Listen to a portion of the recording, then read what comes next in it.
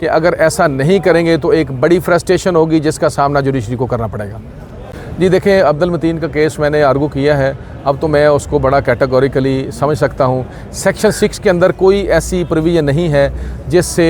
नज़र आता हो कि उसके ऊपर जो है 780A की FIR होनी चाहिए थी।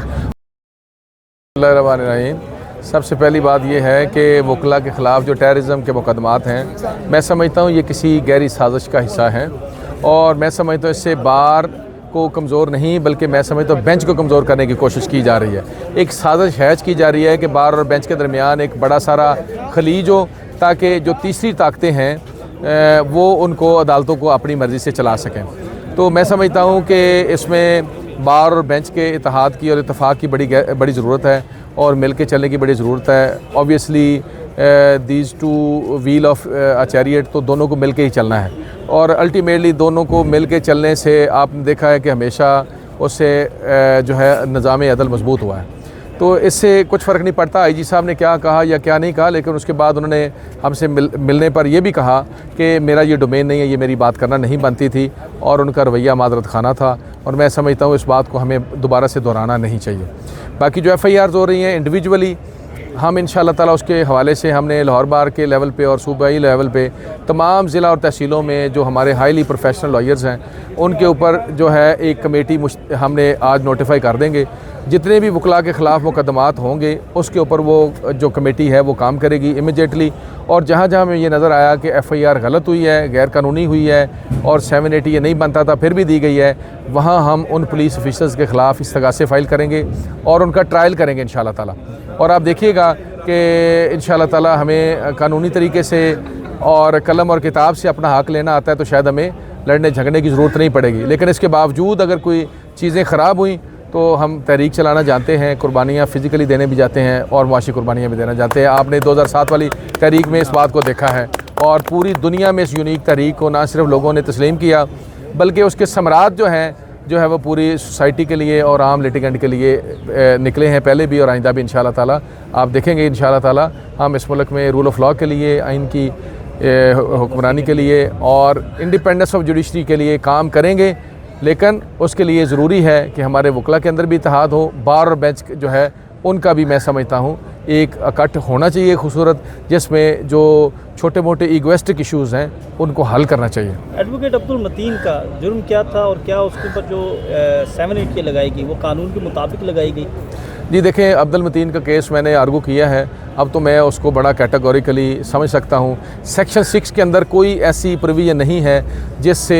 नज़र आता हो कि उसके ऊपर जो है 780A की FIR होनी चाहिए थी और जो 7 जजेस की जजमेंट है 2020 सुप्रीम कोर्ट, उसके मुताबिक भी वो उसके ख़िलाफ़ मुकदमा नहीं बनता। यही हमने अदालत के सामने इस्तदा की है कि आपको देखना चाहिए कि जहाँ मुकदमा नहीं बनता वहाँ आपको डिस्चार्ज करना चाहिए या बेल आउट करना चाहिए किसी भी मुलज़म को। तो मैं समझता हूँ इस वक्त के जितने भी हमारे वकला हैं जिनके ख़िलाफ़ 780A की FIRs हैं उनका जुर्म एक ही है और वो जुर्म ये है कि वो वकील हैं और हम समझते हैं कि इसके ऊपर जो है एक हमें बड़ी ज़बरदस्त तहरीक चलाने की ज़रूरत है अपने लॉयर्स की प्रोटेक्शन के लिए, उनकी इज़्ज़त और वक़ार की प्रोटेक्शन के लिए। इंशाअल्लाह ताला ईद के बाद एक ज़बरदस्त किस्म की तहरीक चलेगी जिसमें हम अपने लॉयर के हकूक़ के लिए इंशाअल्लाह ताला हर लेवल पे अपनी एफ़र्ट करेंगे, हर लेवल पे जदोजहद करेंगे और इंशाअल्लाह ताला आप देखेंगे कि इससे एक बार की मजबूती से बेंच मजबूत होगा। और बेंच की भट्टी साहब आप बात कर रहे हैं, एक वक्त था कि किसी वकील को अगर कोई हाथ लगाता था तो तमाम वकला इकट्ठे हो जाते। क्या आप समझते हैं कि अब डिवीज़न का शिकार हो गया वकला,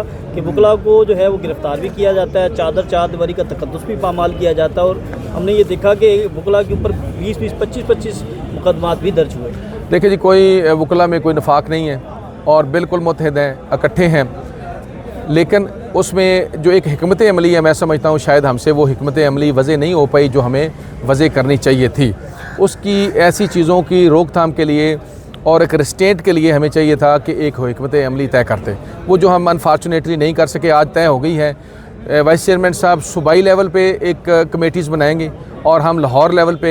एक टॉप के जो हमारे क्रिमिनल लॉयर्स हैं उस जैसे कि मैंने पहले बताया कि वो कमेटियाँ इंशाअल्लाह ताला जैसे ही किसी वकील जी मैं अर्ज़ करता हूँ मैं वो अर्ज़ करता हूँ उसके लिए हम अभी जो है 2 पटिशन्स जो है हमारी तैयार हो गई हैं। एक लॉयर प्रोटेक्शन एक्ट की इम्प्लीमेंटेशन के लिए, वो भी सुप्रीम कोर्ट ऑफ पाकिस्तान में हम जा रहे हैं आर्टिकल 184(3) में, और दूसरी पटिशन जो है 7 ATAs की जितनी भी लॉयर्स के ख़िलाफ़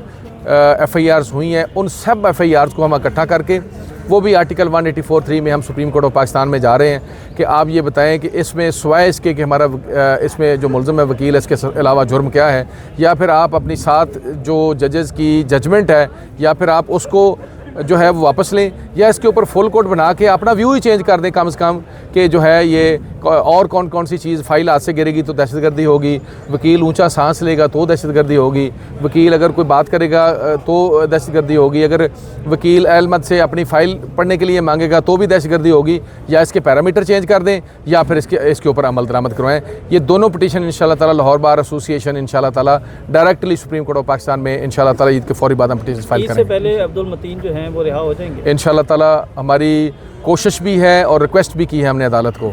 और अल्टीमेटली आप ये देखेंगे कि अगर ऐसा नहीं करेंगे तो एक बड़ी फ्रस्ट्रेशन होगी जिसका सामना जुडिशरी को करना पड़ेगा।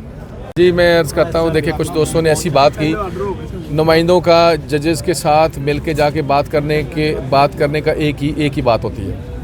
कि अपने नुमाइंदे की जो भरी कोर्ट में बात नहीं कर सके, अपने वकील की वो चैम्बर में जाके बैठ के बात कर सकें। कुछ चीज़ें ऐसी होती हैं जो बाहर नहीं कर सकते, लेकिन इसका कोई मतलब ये नहीं होता कि जाके मैं अगर यहाँ सुबह से खड़ा हूँ तो मैं सुबह से एक काम के लिए एफर्ट कर रहा हूँ और जाके मैं 2 मिनट में जाके अपने मुतालबे को विड्रॉ करूँगा। क्यों? मुझे क्या लालच है, मुझे क्या खौफ है? कोई अगला माने ना माने, हमारा काम ये है कि जाके अपनी बात की जाए। आपको पता है कि यहाँ जजेस को कैसे चलाया जा रहा है, अगर आपको नहीं पता तो मैं आपको फिर बताऊंगा कि जजेस को कैसे चलाया जा रहा है। तो ओसी ऐसी सूरत हाल को केटर करने के लिए आपको इत्तेहाद की ज़रूरत है। आप ये सोचें भी बात कि हम अपने वकला के लिए जंग लड़ने की बजाय उनके मुफादात के अगेंस्ट कभी सोचेंगे भी, ये हो ही नहीं सकता। मैं अपने सारे ज़रूरी तरीन काम छोड़ के अगर यहाँ खड़ा हूँ, मैं अपने वाले साहब को हॉस्पिटल में छोड़ के यहाँ खड़ा हूँ, मैं अपने बच्चों को छोड़ के यहाँ खड़ा हूँ, अपने काम क्लाइंट को छोड़ के यहाँ खड़ा हूँ, इसका मतलब ये है कि आप सबसे इम्पॉर्टेंट तरीन, सबसे फर्स्ट प्रायोरिटी आप हैं, यहाँ इसलिए खड़ा हूँ। अदरवाइज़ मैं उस वक्त आता जब मेरे सारी बाकी काम ख़त्म हो जाए तो फिर यहाँ आता। तो इसलिए मैं समझता हूँ आपको अपने इदारे की रिस्पेक्ट का ख़ुद से ख्याल करना है। आपके अपने नुमाइंदे हैं, आपके लिए दिन रात कोशिश करते हैं, भाग दौड़ करते हैं, कभी मिन्नतें करते हैं, कभी किसी को धमकाते हैं, कभी अपनी सिचुएशन को अपनी इमेज को ख़राब करते हैं वगैरह वगैरह। तो उसके लिए आपके जो एक मॉरल आपकी सपोर्ट है उसकी बड़ी ज़रूरत होती है। सम टाइम बड़ी सेल्फ इंजरी होती है कि हमारे अपने भाई बंदे को इस तरह की बात कर रहे होते हैं कि जिसका कोई मतलब नहीं निकलता। मसलन एक किसी का ये कह देना जी बड़े जनाब वो सदर साहब के लम्बे पै गए जनाब, बड़े कमज़ोर हो गए जनाब, हैं जी फलाना हो गए, ये इस तरह की बातें। मैं 24 साल से यहाँ प्रैक्टिस कर रहा हूँ, जो मुझे 24 साल से जानता है वो भी मैं बड़ा बेहतर आपको बता सकता है। जो 97 में मेरे साथ लॉ के ग्रेजुएट थे सारे यहाँ प्रैक्टिस कर रहे हैं, वो भी मुझे बड़ी अच्छी तरह से जानते हैं, और जो मेरे साथ कॉलेज यूनिवर्सिटी में थे सारे मुझे जानते हैं। कोई अल्लाह के करम से ना मुझे कोई लालच है और ना मुझे कोई खौफ है, ना मुझे कोई डरा सकता है, ना मेरी कोई आर्म ट्विस्टिंग कर सकता है। मुझे अगर आपके ख़िलाफ़ भी कोई बात करना पड़ी तो मैं अपने ज़मीर के मुताबिक वो बात करने की ज़रूरत रखता हूँ, इतना मुझ में है कि क़ुव्वत के मैं बात करूँ। लेकिन जो नई बात उसको इस तरह से करने से थोड़ी एक ज़हनी तौर पे तकलीफ़ होती है कि आप सारा दिन एक अपने भाई किसी की ड्यूटी दे के जाएँ और पता चले जी आपने अपने ही किसी भाई बंदे के ख़िलाफ़ जो है सोशल मीडिया के ऊपर पोस्टें लगा दी किसी कहने के, लोग आपको यूज़ करेंगे, लोग आपको छोटे भाइयों को मिस यूज़ करेंगे अपने नुमाइंदों के ख़िलाफ़, इससे आप कमज़ोर होंगे।